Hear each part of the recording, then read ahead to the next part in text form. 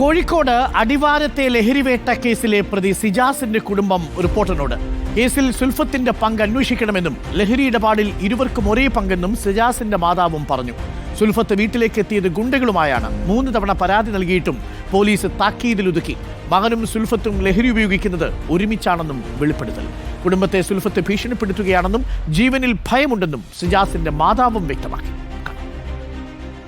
കഴിഞ്ഞ ജനുവരിയിൽ താമരശ്ശേരിക്കടുത്ത അടിവാരത്ത് നിന്ന് ഒരു മയക്കുമരുന്ന് കേസ് രജിസ്റ്റർ ചെയ്യപ്പെട്ടു. 113 ഗ്രാം MDMA പിടിക്കപ്പെടുന്ന സാഹചര്യമുണ്ടായി. അതിൽ ഒരാൾ നിലവിൽ റിമാൻഡിൽ കഴിയുകയാണ്. റിമാൻഡിൽ കഴിയുന്ന സിജാസിൻ്റെ കുടുംബം ഈ ഒരു ഘട്ടത്തിൽ റിപ്പോർട്ടിനൊപ്പം ചേരുന്നുണ്ട്.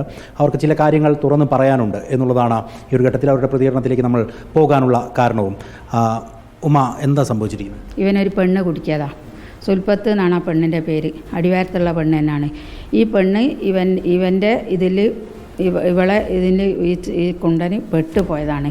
ഇവളാണ് ഇതിൻ്റെ മെയിൻ കണ്ണി. അടിവാരത്ത് ഈ സാധനം കൊണ്ടുവന്ന് എല്ലാവർക്കും സെയിൽ ചെയ്യുന്നത് ഈ പെണ്ണാണ്. സുൽഫത്ത് എന്ന് പറഞ്ഞ പെണ്ണാണ്. ഇവിടെ വെച്ച് നമ്മളെ വീട്ടിൽ വെച്ചിട്ടാണ് ഇത് പിടിക്കുന്നത് എന്ന് പറഞ്ഞാൽ പിന്നെ ഈ ചുരത്തിലന്ന് താറ് ജീപ്പ് മറിഞ്ഞില്ലേ, അതിൻ്റെ പിന്നെ അന്നത്തെ ആ സാധനമാണ്. ആ സാധനം ഇവളെ കയ്യിലാണുള്ളത്. അന്ന് ഈ സംഭവം ഇവിടെ വെച്ച് എൻ്റെ മോനെ പിടിക്കുന്ന സമയത്ത് അതിൻ്റെ തലേന്ന് രാത്രി ഇവളിവിടെ വന്നിട്ട് ഇവളെ കയ്യിലും ചാവിയുണ്ട്. ഞങ്ങൾ മോനറിയാതെ ഈ ഡോറിൻ്റെ ചാവി ഇവളെടുത്ത് വെച്ചിട്ടുണ്ട്. ആ ചാവി ഉപയോഗിച്ചിട്ട് പിന്നെ മുകളിൽ കയറി നിന്നതാണ്. ഇനി എന്തിന് ഞങ്ങളെ വീട്ടിൽ കയറിയെന്ന് ചോദിച്ചാൽ ഞങ്ങൾ അങ്ങോട്ടും ഇങ്ങോട്ടും വർത്താനുണ്ടായി. അങ്ങനെ പറഞ്ഞ് ഞാൻ എന്തോ ഒരു സാധനം എടുക്കാൻ വേണ്ടി വന്നതാണ്. പിന്നെ സിജാസിൻ്റെ അടുത്ത് എന്തൊക്കെ പറഞ്ഞ് കോഡ് വന്ന് ഇവിടെ എന്താണ് പ്രശ്നം, ഇവിടെ എന്താ ഉണ്ടായത്, ഇവിടെ എന്താ പ്രശ്നമെന്ന് വെച്ച് അങ്ങനെ അവരിങ്ങോട്ട് കയറി വന്ന് ഇവിടെ ഇരുന്നിട്ട് ഇവനായിട്ട് കുറേ നേരം സംസാരിച്ച് ഒരുപാട് സമയം ഇവൻ്റെ റൂം ഫുള്ള് പേര് ചെക്കപ്പ് ചെയ്ത് നോക്കി. ഞങ്ങൾക്കൊന്നും കിട്ടിയില്ല എന്ന് പറഞ്ഞ് ഇവിടുന്ന് നേരത്തെ ഇറങ്ങിപ്പോയ പെണ്ണിൻ്റെ നമ്പറുണ്ടോ, ഇവിടെ ആരെങ്കിലും കയ്യിൽ നമ്പറുണ്ടോ എന്ന് വെച്ച് അപ്പോൾ മോള് കൊടുത്ത്. അങ്ങനെ നമ്പർ കൊടുത്ത് സാറ് കുറച്ച് കഴിഞ്ഞപ്പം പിന്നെ ഇങ്ങോട്ട് വന്ന്.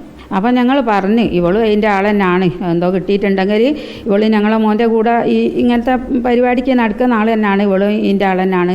ഞാൻ ചോദിച്ചു സാറിനോട് ആരാ പറഞ്ഞതെന്ന് വെച്ച്. അപ്പോൾ സുൽഫത്ത് എന്ന് പറഞ്ഞൊരു പെണ്ണാണ് പറഞ്ഞത്. പോലീസ് ഉദ്യോഗസ്ഥൻ തന്നെ പറഞ്ഞു. പറഞ്ഞു സുൽഫത്ത് പറഞ്ഞൊരു പെണ്ണാണ് പറഞ്ഞതെന്നാണ്. പിന്നെ ആടെ ഏതെല്ലാം ദിവസം ജയിലിൽ പോയി ഒരാളെ കാണാൻ പറ്റൂ, ആ കാണാൻ പറ്റുന്ന ദിവസവും പോയി, പാടില്ലാത്ത ദിവസം വരെ കരഞ്ഞ് വിളിച്ച് അവിടെ പോയിട്ടുണ്ട്. പക്ഷേ സിജാസ് എന്താ നിങ്ങളോട് ഈ സ്ത്രീയെക്കുറിച്ച് പറഞ്ഞിട്ടുള്ളത്? ഞാൻ നല്ല ആളാണെന്ന് ഞാൻ പറയുന്നില്ല, പക്ഷേ പിന്നെ ഞാൻ ഉപയോഗിച്ചിട്ടുണ്ട്, ഞാനും ഓളും ഒന്നിച്ചിരുന്ന് ഉപയോഗിച്ചിട്ടുണ്ട്. അതിൻ്റെ പല തെളിവുകളും എൻ്റെ വക്കലുണ്ട്. പക്ഷേ ഇത് അന്നത്തെ ഈ സാധനം ഇവിടെ കൊണ്ടുപോയി വെച്ച് എന്നെ കുടിക്കാതാണെന്നാണ് പറയുന്നത്. പോലീസ് ഇവരുടെ ഫോണോ അങ്ങനെയൊന്നും പരിശോധിക്കുന്ന സാഹചര്യമൊന്നും ഉണ്ടാവില്ല. എന്തെന്നാന്ന് എനിക്കറിയില്ല. നമ്മൾ പരാതി കൊടുത്തിങ്ങ് പോകുന്നില്ലേ. ഇപ്പോൾ പിന്നെ പെട്ടെന്ന് ഒരു തിടുക്കപ്പെട്ടിട്ട് അവർ കുറേ കാര്യങ്ങൾ വെളിപ്പെടുത്തുന്ന രീതിയിലേക്ക് അവർ വരാനുണ്ടായ സാഹചര്യം എന്താണെന്നാണ് നിങ്ങൾ മനസ്സിലാക്കുന്നത്? കഴിഞ്ഞ തിങ്കളാഴ്ച ഇവിടെ വന്നിട്ട് കാറ് കൊണ്ടുപോകാൻ ശ്രമിച്ച് അതിന് പരാതി കൊടുത്തിട്ടുണ്ട്. ഇങ്ങനെ വീട്ടിൽ വന്നിങ്ങാനിട്ട് ഇങ്ങനെ കാറ് ഇങ്ങനെ തട്ടിക്കൊണ്ടുപോകാൻ ശ്രമം നടത്തിയെന്ന് പറഞ്ഞ് കെട്ടിയിട്ട സാറേ. ഇപ്പോഴത്തെ കാലത്ത് എത്രയാണെന്ന് വെച്ചിട്ട് ഒരു മനുഷ്യനെ കെട്ടിയിടുക, ഇതൊക്കെ സത്യം നമുക്ക് പിന്നെ എന്താ പറയുക, വിശ്വസിക്കാൻ കഴിയുമോ?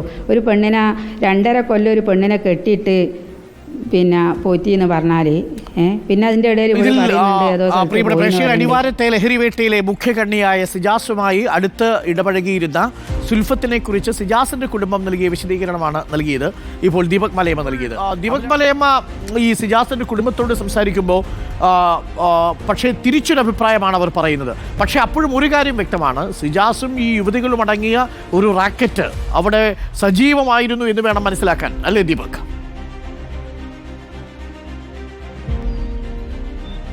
Arunkumar, very good morning.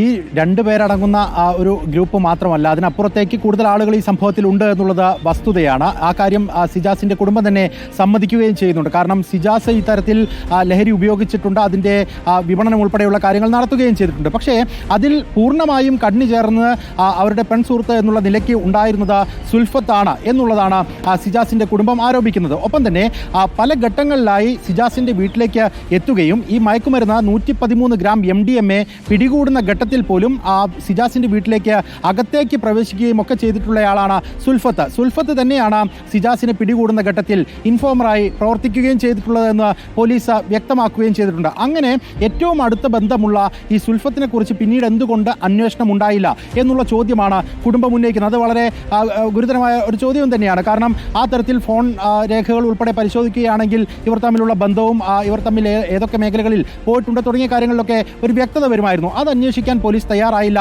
എന്നുള്ള ആക്ഷേപം ഉന്നയിക്കുന്നു. ആ സംഭവത്തിനൊക്കെ ശേഷം പിന്നീട് പല ഘട്ടങ്ങളിലായി ഈ സിജാസിന്റെ വീട്ടിലേക്ക് ഈ യുവതി വരുന്നുണ്ട് എന്നുള്ളതാണ് ഇവർ പറയുന്നത്. അങ്ങനെ വീട്ടിലേക്ക് എത്തുകയും ഗുണ്ടകളുമായി എത്തി പല ഘട്ടത്തിലും ഭീഷണി മുഴക്കുകയും ചെയ്യുന്നു എന്നുള്ളത് കൂടി പറയുകയും ചെയ്യുന്നുണ്ട്. സിജാസ് ജയിലിൽ പോയതിന് പിന്നാലെ തന്നെ പല ഘട്ടങ്ങളിലായി ജയിലിലേക്ക് പോലും ഈ യുവതി എത്തുന്ന സാഹചര്യം ഉണ്ടായിട്ടുണ്ട്. അപ്പോൾ എന്തുകൊണ്ടാണ് ഇത്തരമൊരു കേസുണ്ടായിട്ട് അതിൽ ഇത്രമേൽ ഇടപെടൽ നടത്തിയിട്ടുള്ള സുൽഫത്തിനെതിരെ അന്വേഷണം നടത്തുന്നില്ല എന്നുള്ള ചോദ്യമാണ് അഭിലാഷ്. അടിവാരം താമരശ്ശേരി കേന്ദ്രമാക്കിക്കൊണ്ട് വലിയ രീതിയിൽ ഒരു ലഹരി മാഫിയ സ്ത്രീകളെ ഷീൽഡാക്കിക്കൊണ്ട്, സ്ത്രീകളെ കാരിയറുകളായി ഉപയോഗിച്ചുകൊണ്ട് വലിയ രീതിയിൽ നീക്കം നടത്തിയിരുന്നുവെന്നാണ് അഭിലാഷിന്റെയും ദീപകിന്റെയും അന്വേഷണത്തിൽ ബോധ്യമാകുന്നത്.